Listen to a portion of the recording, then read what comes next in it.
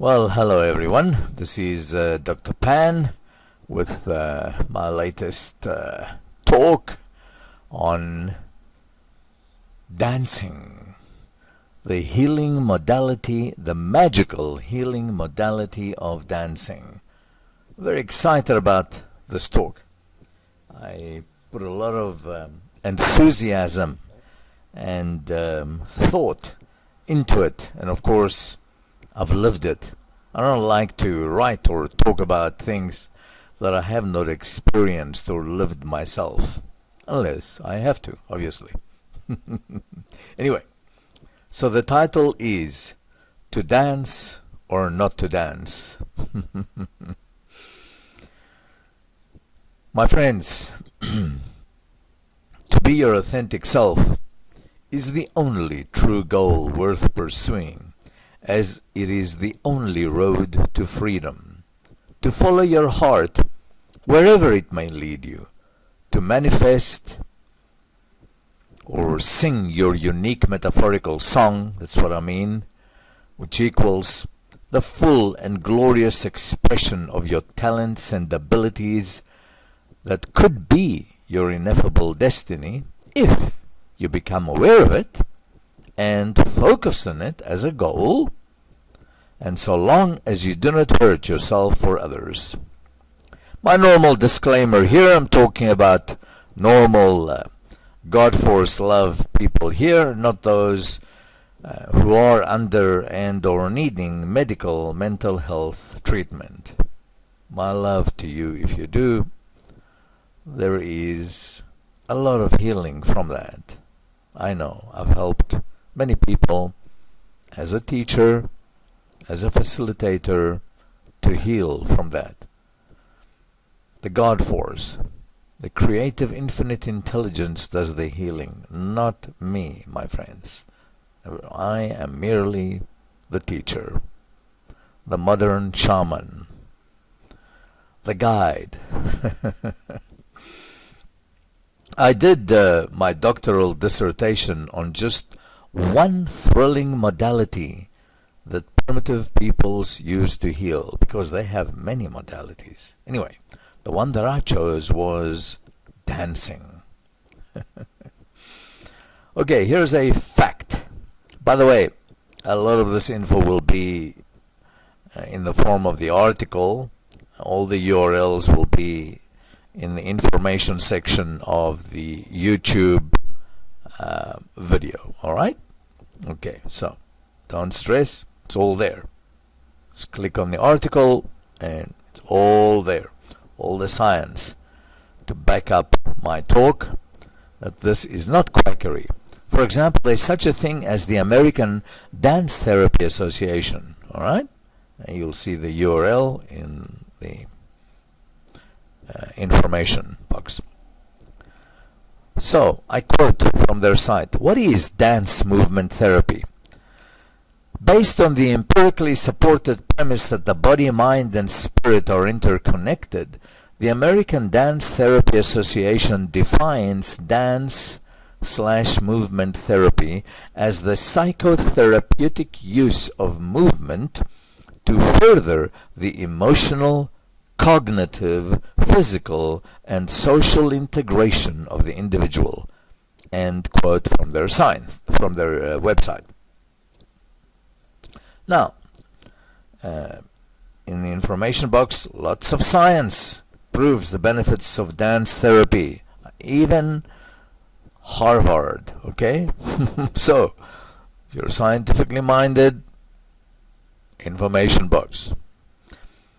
And I just cited 1, 2, 3, 4, 5 studies there. There is so much more. It's almost endless.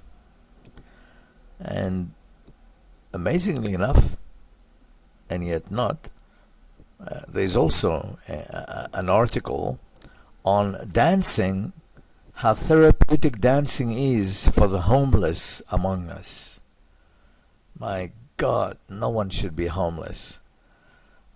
Any piece of land the size of Texas alone can feed and clothe and house every single human on the planet.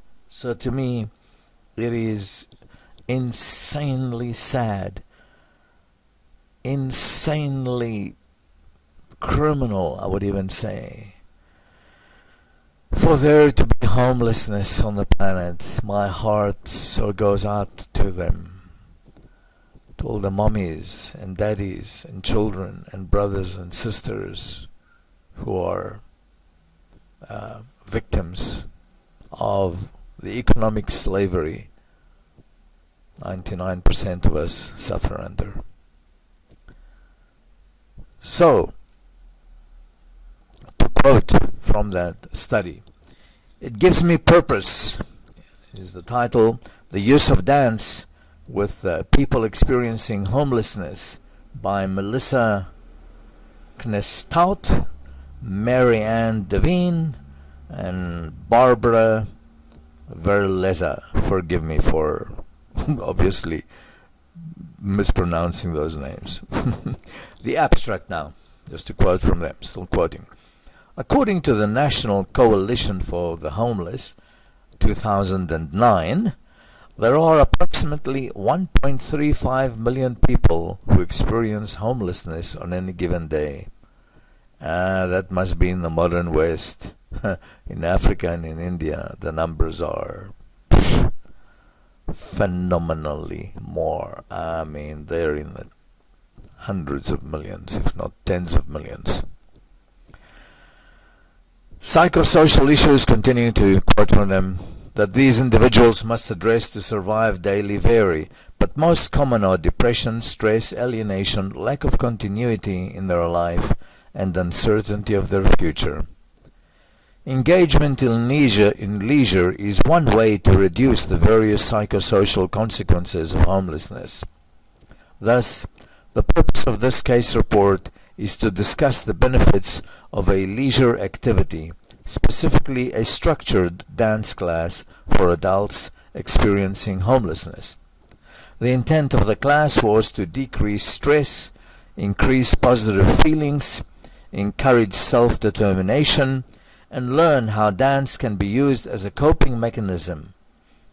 Dance was used as a context for coping with stress and other effects of homelessness. Results indicated that participants experienced an increase in positive effects and a decrease in negative effects after participating in the dance class. End quote. Okay, to begin to understand, view this video, we'll see it in the information box, of the movie version of the Zorba dance. Or if it's been removed, just search for Anthony Quinn, Zorba's dance on YouTube, etc. I also have the full modern versions of Zorba's dance, also in the information. And to put you further in the mood, a view a really hilarious, wonderfully irreverent video depicting Zorba's dance by the, once again I'm going to murder this name, Yolongu, an indigenous Australian people inhabiting northeastern Onhem land in the Northern Territory of Australia. Yolongu literally means person in the language spoken by the people. Hence, the spirit of Zorba is depicted in a different manner indeed. Also, the download for my book entitled The Spirit of Zorba Unhinged, it's there in the information box. Enjoy. Okay, my friends, let's continue with our talk on the incredible healing effect of dance. So, the spirit of Zorba, my friends, is and creates an energy field, that so-called chaos of energy soup, a frequency field. But hidden in and around the dancing of primitive peoples are many other extremely beneficial modalities of healing. In this talk, I will only address dancing and how that modern humans can use dancing with reverberating success. Another disclaimer, always, my friends, get your physicians, your doctors' input and advice on healing. Never ever doctor yourself. Many of my colleagues are against all things medical, not me.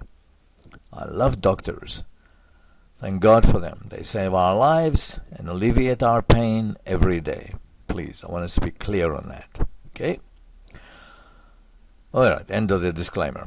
Alright, also, lest you think I live in La La Land, be sure to peruse the prolific and incredible new modern science, 15 years or so, on which this talk is based, scientifically corroborating my theme today, and actually the proverbial 99% of my talks, writings, etc. Once again, the science URLs are in the information information box of the YouTube.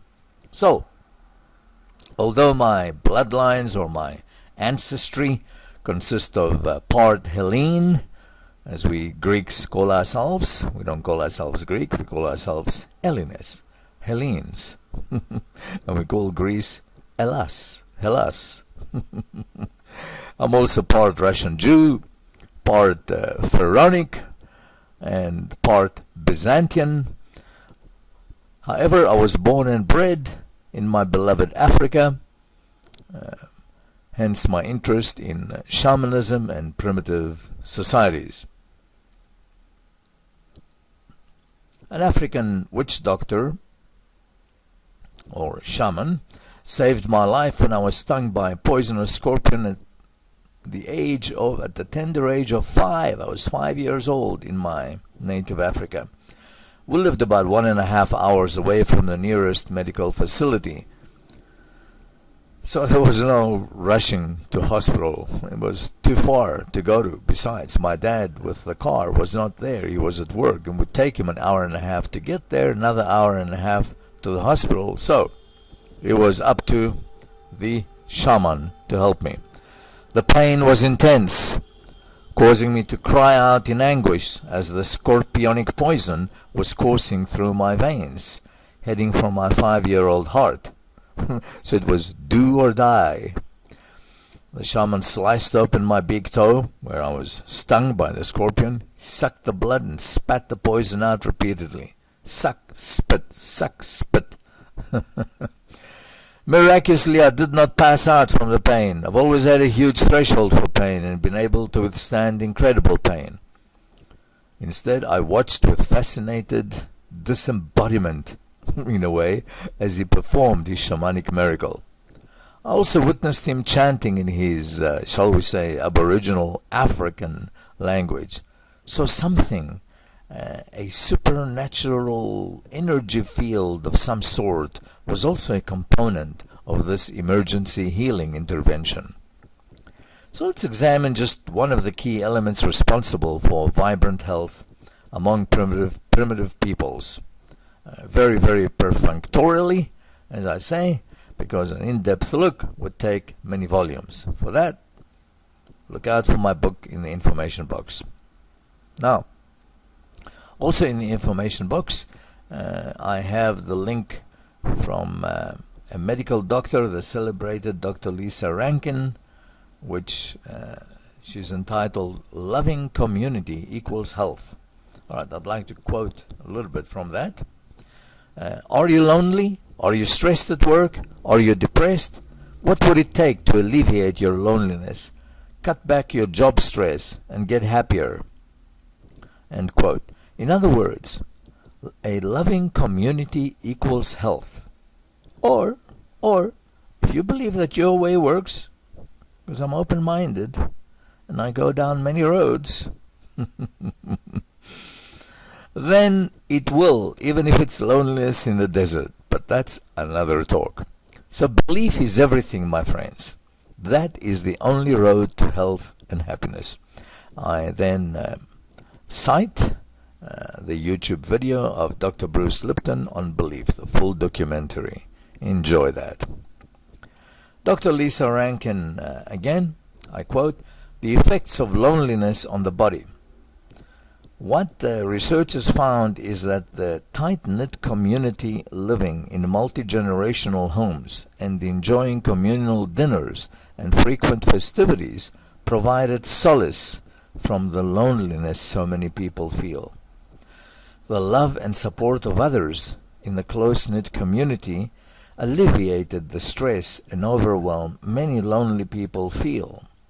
Researchers posit that the stress lonely people feel, which increases cortisol levels and activates the sympathetic nervous system, raising heart rate, elevating blood pressure, incapacitating the immune system, and increasing the risk of heart disease, is responsible for much of the illness lonely people experience.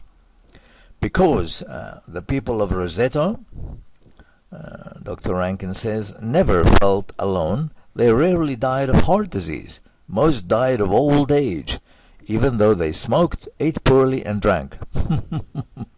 As it turns out, alleviation of loneliness is preventative medicine. And the scientific data suggests that loneliness is a stronger risk factor for illness rather than smoking or failure to exercise. Amazing. That was me. Carrying on with the quote. Why one person gets sick and another stays healthy. It's not just loneliness that contributes to whether you get sick or stay healthy. Dr. Rankin says, as I discussed in my TEDx talk, it's not just your relationships that affect your health. It's work stress, financial stress, mental health issues like depression and anxiety, whether you're optimistic or pessimistic, and whether or not you're actively engaging in potentially stress-reducing activities like creative expression, sex, and spiritual activities like prayer, attending religious services, or meditation. End quote by Dr. Lisa Rankin. Okay. So primitive peoples, end of the quote now, around the world, primitive peoples around the world understood the meaning and vital importance of community. Pygmies, they call themselves Efe, E-F-E, collectively named Bambuti. They live in the Ituri forest of the Democratic Republic of Congo. Eskimos, they call themselves Inuit, I-N-N-U-I-T, which means people. It's amazing how many primitive peoples, the name for themselves, the meaning is people. And of course, that's what we all are. Isn't it significant that the proverbial 99% of primitive peoples, the name for themselves just simply means the people? Wonderful. Respect, my friends, amongst us fosters human dignity and love amongst all of us. Wonderful.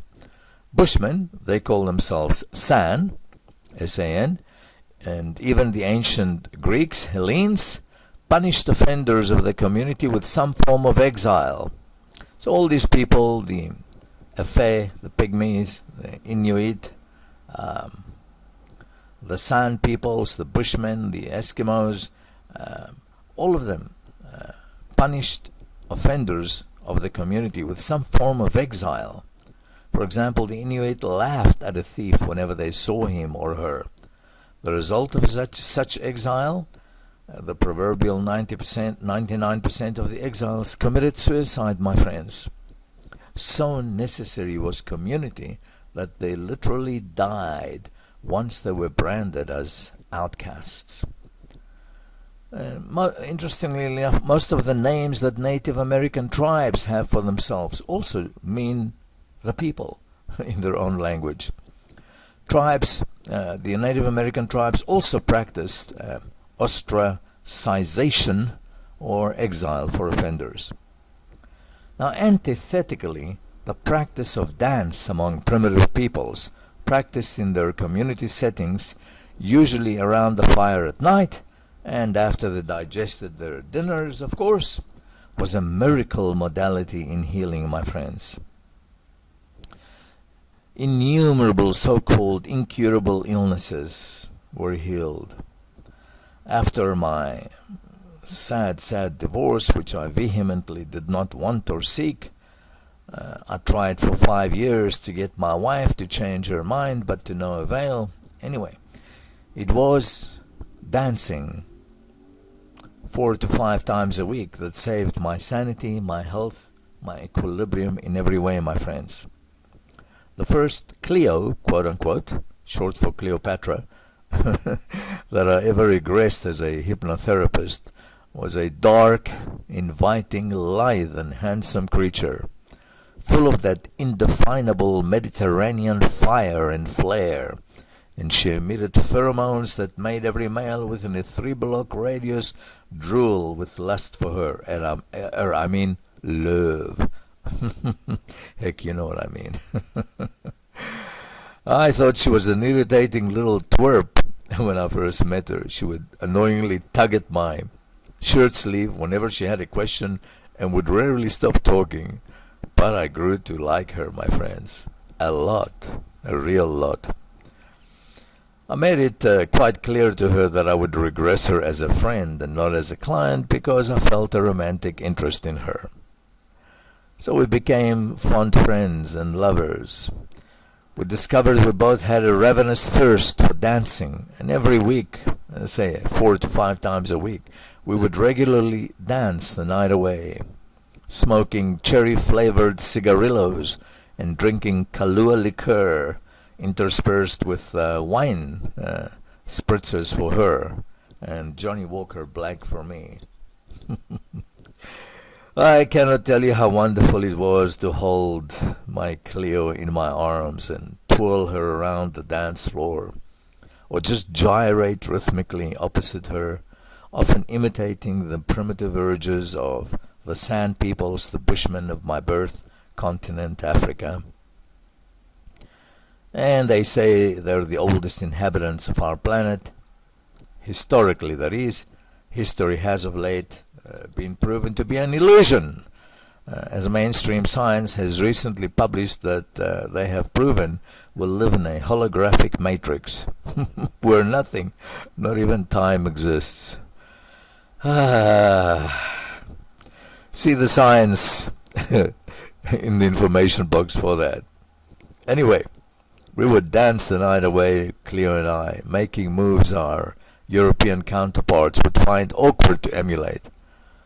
I would bury my nose in her nape, and drink long and deep from her mysterious life force. And then we would dance. Man, would we dance. We were the envy of the dance clubs as we would go into our dance trances. That's right, we would actually go into a dance trance. We would become one with the music, totally oblivious to the outside matrix world. We would enter our unique quantum field of dance, much like the San peoples, where the Bushmen would enter into their Nam energy, Nam Chakai, the ceremonial dance of the Kung Bushmen, San peoples. All that is in the information box. Beautiful videos. Also, we would dance our own Hellene Greek fire dance, also a healing trance dance, literally dancing in the fire without getting burned. Afterwards, people would come up to us and applaud us, expressing that they'd never seen such heartfelt moves before, and could we teach them? Yeah, we taught them, and our reputation as heartfelt, dreamlike dancers spread. That was the life. Today, as I think of beloved Cleo, some tears stream down my lonely countenance. Anyway, I miss her immensely. Now, my friends, dancing and healing.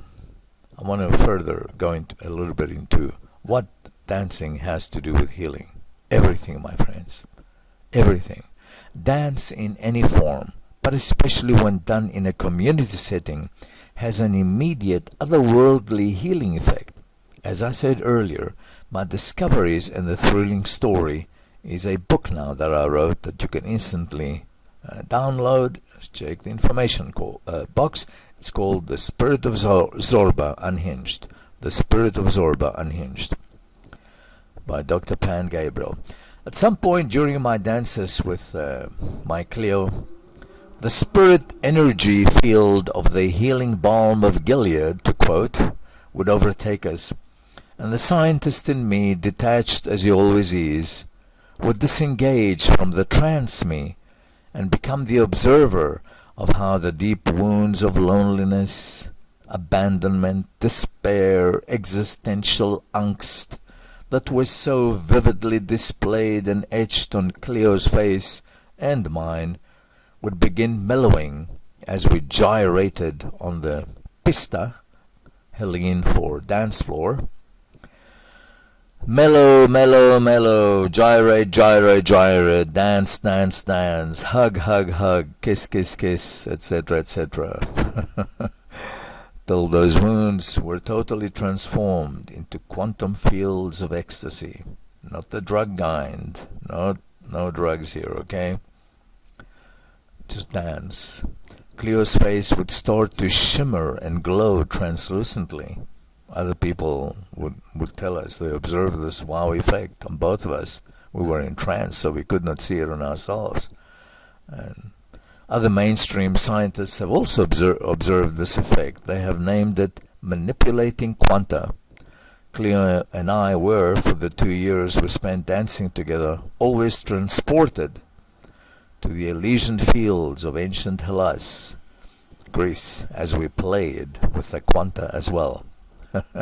So, try dancing for healing, even cancer, along with the other stuff your doctor tells you to, okay? Never doctor yourself. Or for elevating your mood, or for more peace of mind in a community setting. You'll be so pleasantly surprised. But realize that you've got to send the critic in you on furlough, on leave, on holiday. Become the authentic you, which is the closest analogy to that is becoming like little children playing in the rain. All right, my friends, to end off, this is getting long in the tooth. I've always enjoyed talking about dancing, enjoyed dancing, and I'm so glad I did this talk. I enjoyed it. There's lots more info in the information box. So, I wish you all well. I love you all so much. This is Dr. Pan saying, see you all in the Quanta.